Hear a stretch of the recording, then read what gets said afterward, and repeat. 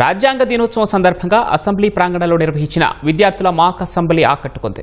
కార్యక్రమానికి ముఖ్య అతిథిగా సీఎం చంద్రబాబు, స్పీకర్ అయ్యన్న పాత్రుడు, మంత్రులు హాజరయ్యారు.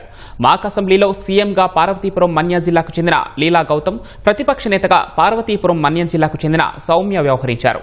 కాకినాడ జిల్లాకు చెందిన స్వాతిని మాక్ అసెంబ్లీ స్పీకర్గా ఎన్నుకున్నారు.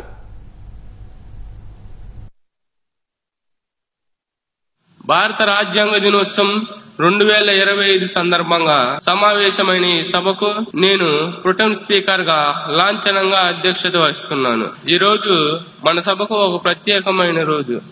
మన శాసన సభ్యుల నుండి ఒక ప్రజాప్రతినిధిని స్పీకర్ గా ఎన్నుకోవడం ఈనాటి ప్రధాన ఎజెండా. స్పీకర్ పదవికి ఎన్నికల ప్రక్రియ ప్రారంభిద్దాం.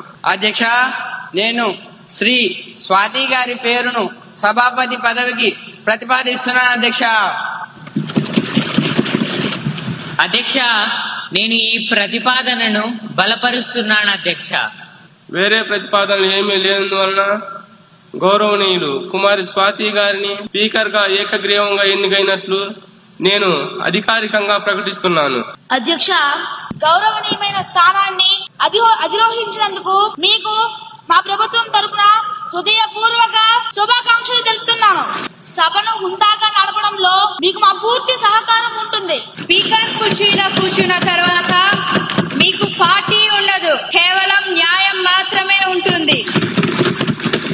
ప్రభుత్వం తమ మెజారిటీతో మా గొంతు నొక్కాలని చూస్తే మాకు రక్షణగా నిలబడాల్సింది మీరే. ప్రతిపక్షం గొంతుకును మీరు కాపాడుతారని ఆశిస్తున్నాం. అధ్యక్ష, ఈ కుర్చీకి కుడి ఎడమలు ఉండవు, కేవలం రాజ్యాంగం మరియు సభా నియమాలు మాత్రమే ఉంటాయి. ప్రతిపక్షానికి తగిన సమయాన్ని ఇస్తాను. ప్రభుత్వం నుండి సరైన సమాధానాలు రాబడతాను. సభా గౌరవం కాపాడటం మనందరి బాధ్యత.